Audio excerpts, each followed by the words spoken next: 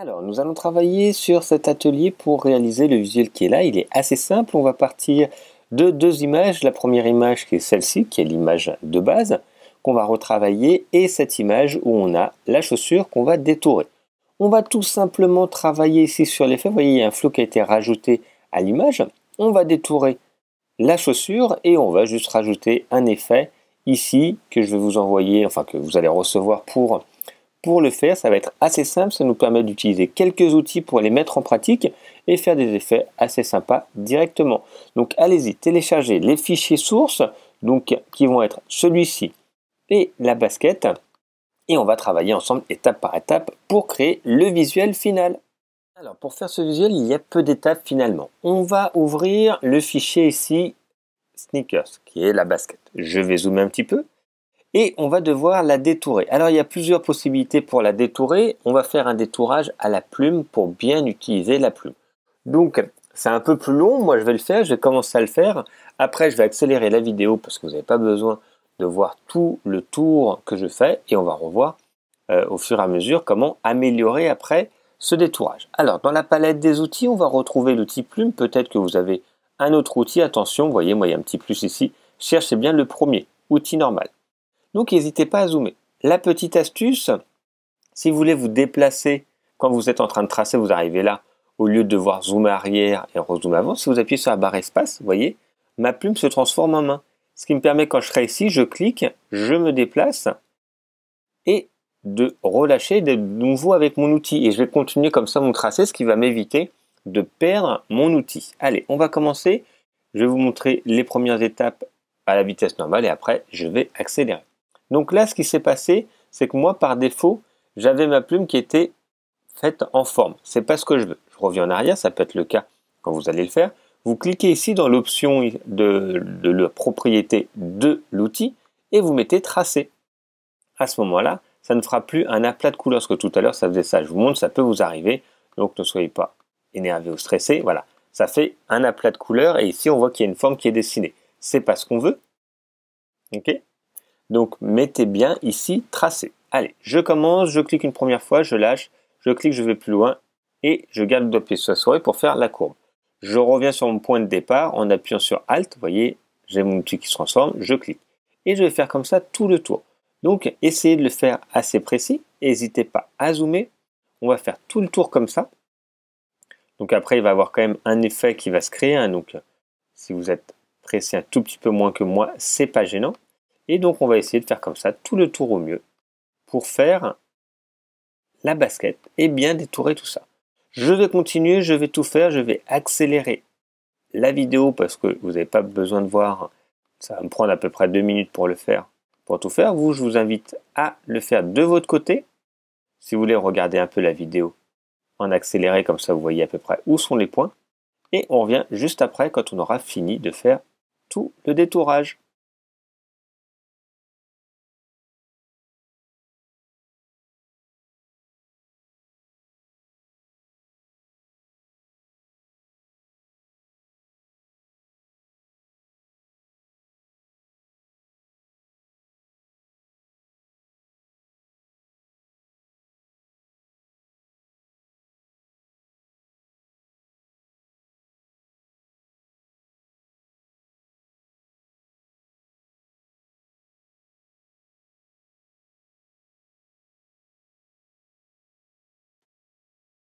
Voilà, le détourage est fini, il y a pas mal de points, n'hésitez pas à faire ça de façon précise et on va voir comment on peut corriger et avancer sur ce détourage. À vous de jouer.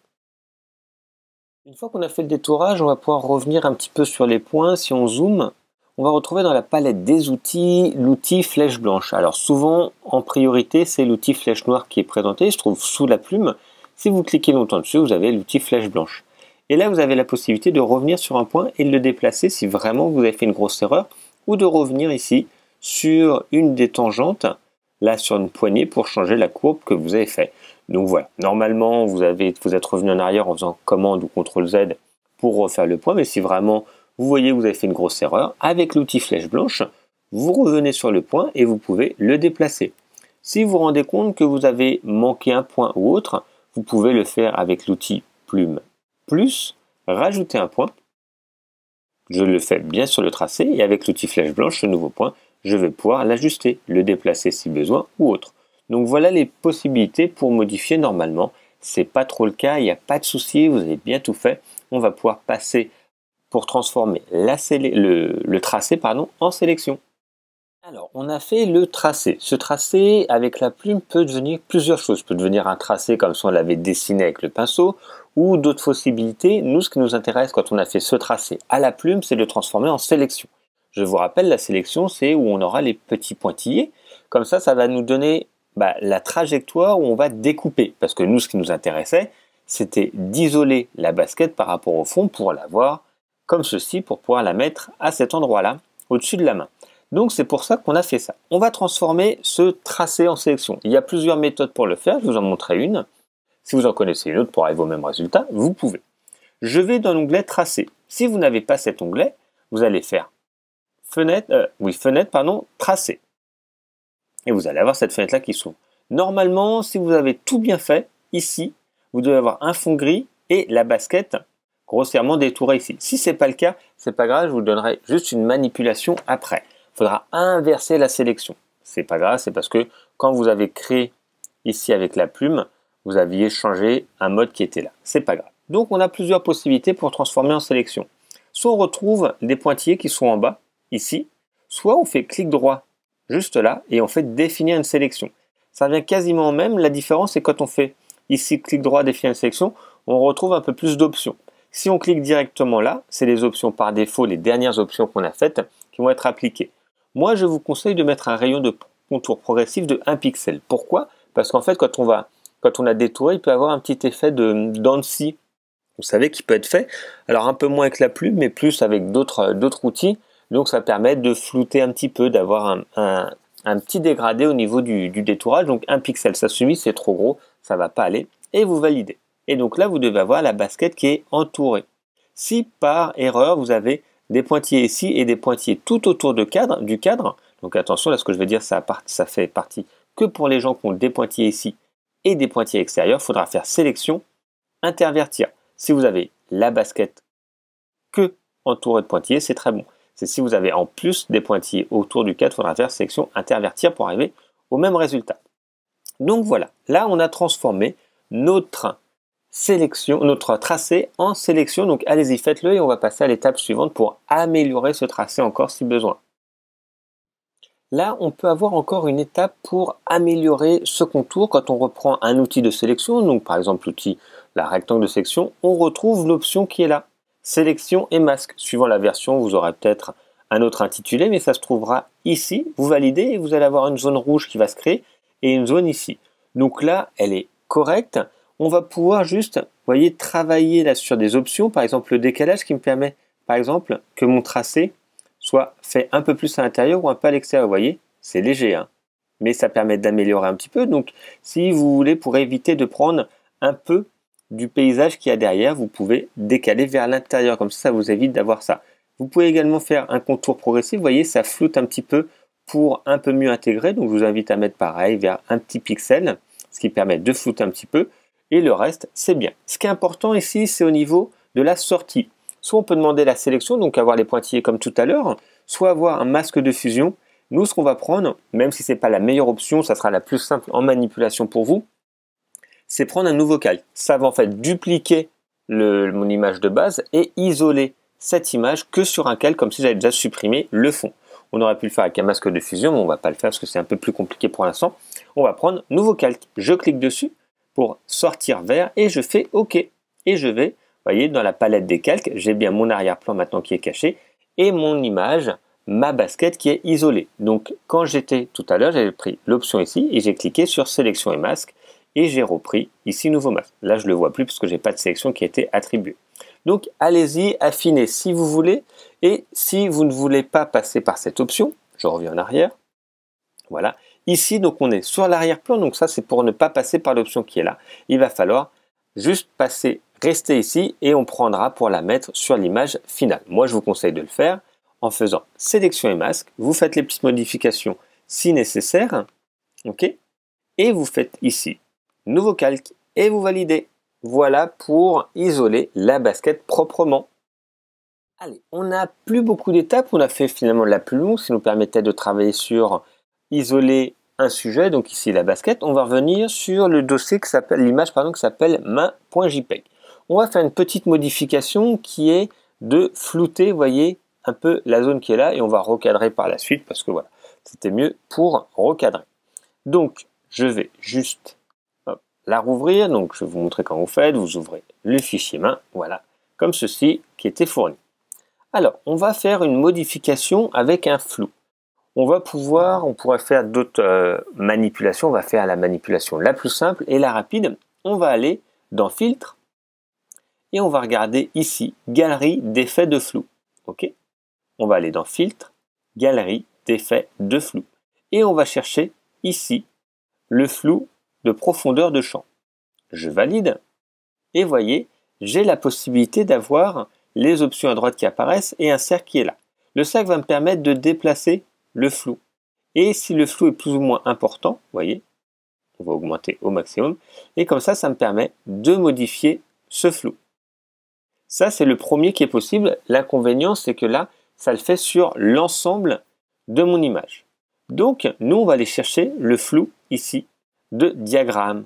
Et l'avantage, c'est que là, il va y avoir une zone nette et ça va être le flou à l'extérieur. Ok. Donc là, c'était juste pour que vous ouvriez tous les outils effets de flou pour vous dire qu'il y en avait plusieurs, suivant ce que vous voulez. Là, on les coche ou pas. Donc, moi, je vais travailler sur flou de diagramme. On va pouvoir augmenter, vous voyez, et comme ça, vous comprenez un peu mieux. Là, vous avez la zone claire. Là, vous avez à l'intérieur de ce cercle la possibilité encore de modifier ce flou. Et vous avez surtout la possibilité de l'agrandir. Moi, je vais l'agrandir très largement. Vous voyez, comme ceci. Et ce que je veux, c'est qu'à l'intérieur, ça soit un peu plus flou. Ça me permet de faire un dégradé un peu plus important. Là, c'est trop flou à mon goût. On va mettre 50 pixels.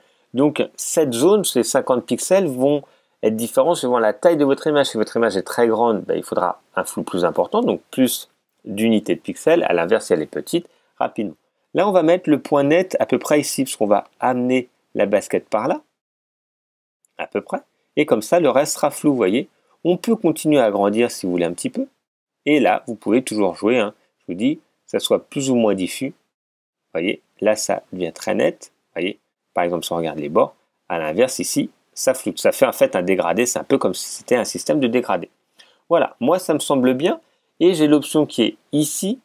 OK, et je vais faire valider. Et j'ai bien mon flou qui va s'attribuer. Vous allez voir le changement qui va se créer. Ça calcule, suivant l'ordinateur, c'est plus ou moins long, suivant la taille de l'image. Là, l'image est relativement grande, je l'ai fait exprès pour que la qualité soit bonne. Il vaut mieux travailler sur des grandes images. Et là, vous allez voir le rendu, quand ça va être fini ici, bam, vous allez voir le flou qui va s'attribuer, qui va changer largement le rendu. Ça calcule, voilà, vous voyez. Et donc, il va avoir vraiment une mise nette au milieu. Et donc, visuellement, on va être attiré pour regarder la basket qui est nette ici. Donc, je vous rappelle, j'ai ouvert mon image, filtre, galerie de flou. Donc, on avait vu le premier ici pour vous montrer que ça existait. Et celui qui nous intéresse, c'est le flou de diagramme. Et vous variez suivant ce que vous voulez. Alors, on a bien ajouté le flou qui a largement changé. On va retourner sur l'onglet la sneaker où on a détouré la basket. Je prends l'outil de déplacement. Ici, le premier outil. Je clique sur mon calque. Si vous aviez choisi de garder juste les sélections avec le fond, ça revient même. Vous allez à l'intérieur.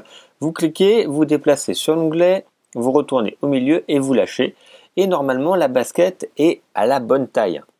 Voilà. Elle est ici. On va la placer dans la zone plus nette, un petit peu au-dessus de la main. C'est très bien. Voilà, l'effet est déjà quasiment fini. Donc, on est retourné au niveau de la basket. On la prend. On la fait glisser ici. On n'a pas trop de manipulation à faire. Si au cas où vous voulez refaire et que les images ne sont pas de la bonne taille, il faudra faire commande T pour agrandir ou réduire l'objet. Ok? Vous validez si ça vous convient. Là, nous on ne le fait pas pour la basket parce que c'est à la bonne taille. Donc, c'était juste la possibilité de le faire. Si vous le faites avec d'autres outils et d'autres objets, n'hésitez pas à le faire commande T pour modifier la taille si besoin.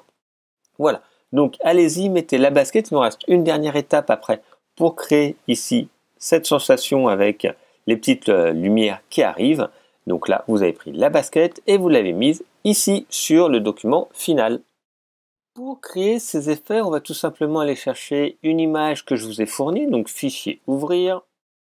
Et on va aller chercher ici flou artistique. Voilà, celui qui est là. Et on fait ouvrir.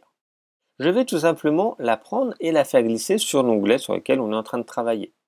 Ok, celle-là. Voilà, comme ceci. Donc j'ai ouvert flou artistique, j'ai pris l'outil flèche noire, je clique, je me déplace et je la mets sur la main. Donc là je l'ai fait en double pour que vous compreniez. On va légèrement agrandir cet élément, donc commande T, et on va l'agrandir. Comme ceci à peu près. Je valide et on pourra le replacer convenablement par la suite. Voilà, donc j'ai apporté le flou artistique et je l'ai mis plus grand pour que ça fasse la même largeur. Dans ma palette des calques, j'ai que 3 calques, je vais pouvoir le placer, je vais le placer en dessous de la basket. Je veux que la basket soit au-dessus, comme ceci. Et là, le problème, c'est que ça ne fait pas le même rendu. En fait, on va pouvoir changer tout simplement ce rendu en changeant ici l'option de ce calque. Par défaut, tous les calques que l'on importe sont en mode normal. Mais on a des possibilités qui se font. Donc là, si vous êtes sur la version 2020, quand vous allez survoler, automatiquement, il va avoir cet effet-là qui va changer. Donc j'ai bien sélectionné lequel sur lequel il m'intéresse. Ici, je vais lumière. Voilà. Et ici, si vous survolez, ça a changé sur la version 2020. Là, j'ai eu un petit souci, donc je suis revenu sur la 2018, mais ça ne change quasiment rien. Et on va pouvoir choisir différents modes. Et par exemple, celui moi qui m'intéresse, ça serait superposition. Vous voyez, ou peut-être celui-ci, densité plus. Il y a une petite différence qui va se créer, c'est pas gênant, on va pouvoir corriger cette erreur. Donc vous voyez, on peut regarder un peu les différences qui se font, suivant celle qui nous plaît, hein, il y en a d'autres. Vous voyez, ça fait vraiment une grosse différence. Moi, ça ne me plaît pas. Et on va changer l'opacité, on va réduire l'opacité, comme ceci. Voilà, c'est juste pour créer un petit effet qui apparaît pas trop. Si on veut maintenant, on va pouvoir le placer un petit peu différemment, si on veut que ça soit plus au niveau des mains, etc. Et on va jouer après pour que ça s'intègre un petit peu mieux. Juste augmenter un peu l'opacité pour que ça s'intègre un peu mieux. Donc allez-y, faites glisser le flou artistique, justifiez la bonne taille, mettez-le à la bonne taille et changez soit en couleur moins, soit en superposition. Alors là, on va utiliser un masque de fusion pour retirer des éléments ici.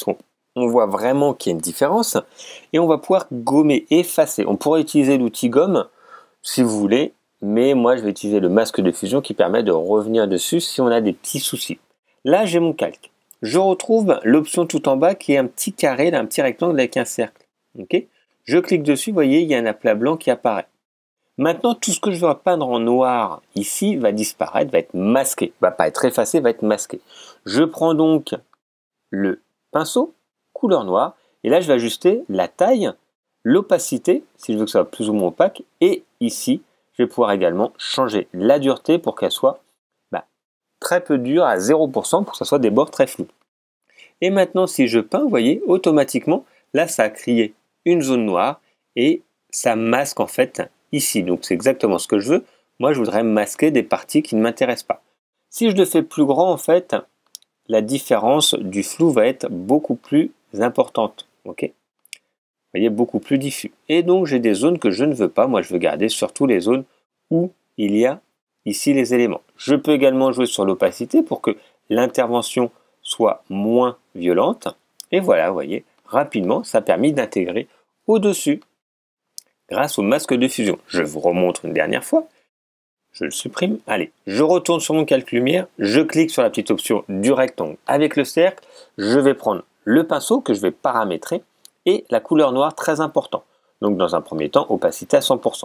Je vais ici retirer grossièrement les zones qui ne m'intéressent pas et je vais changer l'opacité. Je change l'opacité vers 40 et là je reviens un peu plus ici sur les zones à effacer pour encore mieux les intégrer.